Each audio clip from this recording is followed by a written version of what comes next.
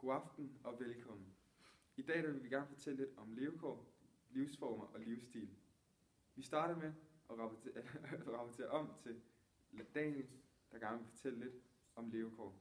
Han står direkte fra Vestfyns Handelsskole. Jeg står her på Vestfyns Handelsgymnasium og vil gerne fortælle jer lidt om levekår. Når man snakker levekår, så snakker man om ens velfærdsbehov, altså det man har brug for. Man bruger 3 udtryk: at have, at elske og at være. Og det er at have, det er de ressourcer man har i livet: uddannelser, indkomst, også sit helbred og sundhed. Elske, det er de sociale relationer, familie og venner eller drengene i boldklubben. At være, det er forsøget på at være nogen i samfundet. Man kan fx have lyst til at melde sig ind i medlemskaber af politiske partier og sådan noget, og så videre. Man arbejder med socialgrupper.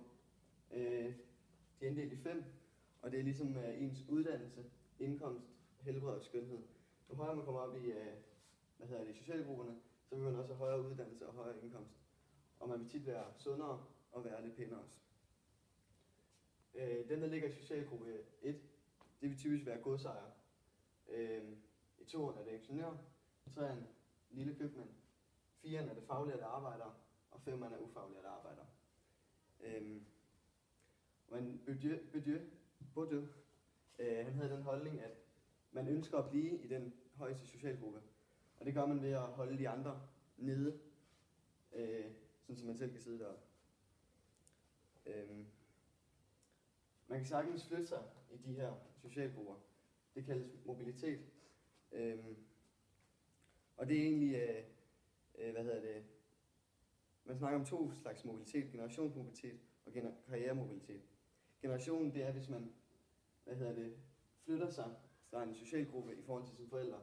Hvis forældrene er i socialgruppe 4, og man så ender med at blive ingeniør, så har man lavet en generationsmobilitet, fordi man er stedet i 2 socialgrupper.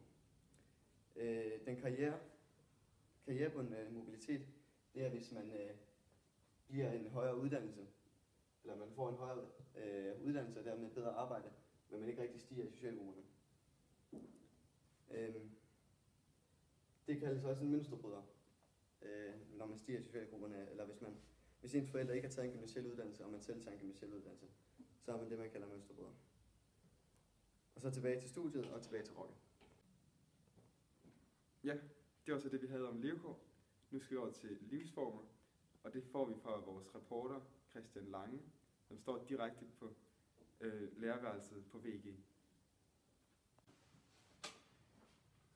Ja, jeg står her på lærerværelset på VG og vil rigtig gerne fortælle jer om livsformer. Livsformer er den måde, man vælger at leve sit liv på. Hvordan en normal hverdag typisk forløber. Sådan ideen om det gode liv. Inden for visionen om det gode liv findes der 3 former for livsformer. Den selvstændige livsform, lønmodtagerlivsformen og den karrierebundne livsform. Den selvstændige er, hvor arbejde og fritid er uadskillelige. Her er det gode liv bærende, at man må acceptere en lang arbejdsdag og måske en lav indtjening.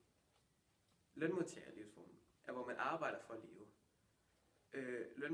Lønarbejderen sælger sin arbejdskraft og får løn for de timer, han arbejder. Fritiden er så målet, og arbejdet er midlet. Man arbejder kun, da man skal, og forsøger at få så meget fritid som muligt. Den karrierebundne livsform, det er, hvor man arbejder for at leve.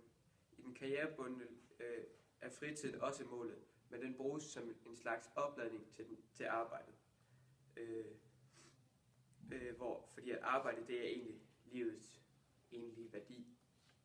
Tilbage til studiet og til dig, Christoffer. Ja, så skynder vi os videre til at finde noget om livsstil fra Store D. Han står på Tietgen HG. Ja, jeg står så på HG Tietgen Gymnasiet, og jeg vil gerne fortælle lidt om livsstil. Når man fortæller om livsstil, kan man bruge et begreb, der hedder habitus. Og det er en form for rygsæk, hvor man putter nogle værdier ind. De værdier kan være 4 typer, blandt andet den symbolske, den økonomiske, den kulturelle og den sociale kapital. Den symbolske, det kan være, hvis man har et navn for eksempel. Hvis jeg hedder Laudrup til efternavn, så vil jeg nemmere kunne få et erhverv inden for fodboldverdenen. Tilsvarende kan man så sige, at den økonomiske, det er jo med penge.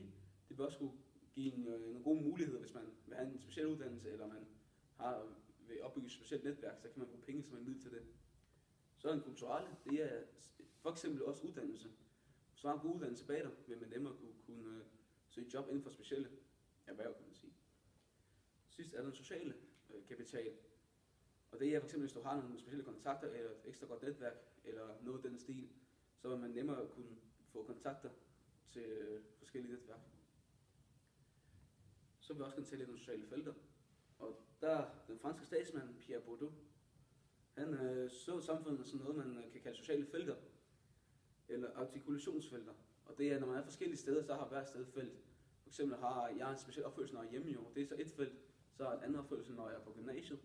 Og så kan man så videre også sige, at man har en tredje opførsel et andet sted. Og de felter er der noget, der hedder doxa. Det er ligesom det regelsæt, der er i det felt. Når jeg er i gymnasiet for eksempel, så har man jo et doxa, der går ud på, at man skal sidde stille og opføre sig ordentligt. Og man skal deltage i timen, og man skal generelt bare yde en god indsats. Så er der også en illusio. Ligesom det, der er formålet med ens opførsel, hvorfor man skal følge de regler her. Og det er en fælles forståelse. På gymnasiet kan det jo for eksempel være, at man skal opføre sig ordentligt, jo, deltage i timen og så videre, bestå de prøver, der kommer. Så får man nogle gode karakterer, og så får man et bedre gennemsnit. Og det vil man kunne komme videre uddannelsen bagefter. Det er en form for kort konkretgørelse af illusio.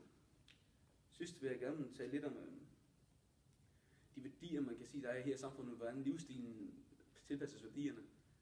Og så er der jo, den danske befolkning kan deles ind i 4 kulturer, som man kan sige det. Det kan man så se her. Der er den moderne, så er der den idealistiske, så er der den traditionelle og den materialistiske. Den her figur kan man bruge til både at beskrive partier for eksempel. Man kan jo se, at SF og Enhedslisten for eksempel, og Venstre og Konservative, hvor de ligger henne. For man kan se for eksempel, at Venstre og Konservative ligger i liberalismeområdet, nemlig blanding af liberalisme, traditionel og så også til mest det moderne. Ja. Og så man kan også sige, at modstilingerne her, det er jo som sagt den øverste og den nederste, altså nord og syd. Og så er der øst og vest med idealistisk og materialistisk. Og de her forklaringer, det kan man også bruge til at beskrive, hvor personer ligger i samfundet. For eksempel ved en person, hvis jeg nu for eksempel støtter Enhedslisten, så vil jeg jo ligge herovre og være enig med de værdier, de har her. Simpelthen med, at de rige skal betale mere skat, så man har en bedre chance for at klare sig de nederlag i samfundet. Ja. Det var så alt det, vi havde for i aften. Tusind tak, fordi I gad at se med. Vi ses næste gang.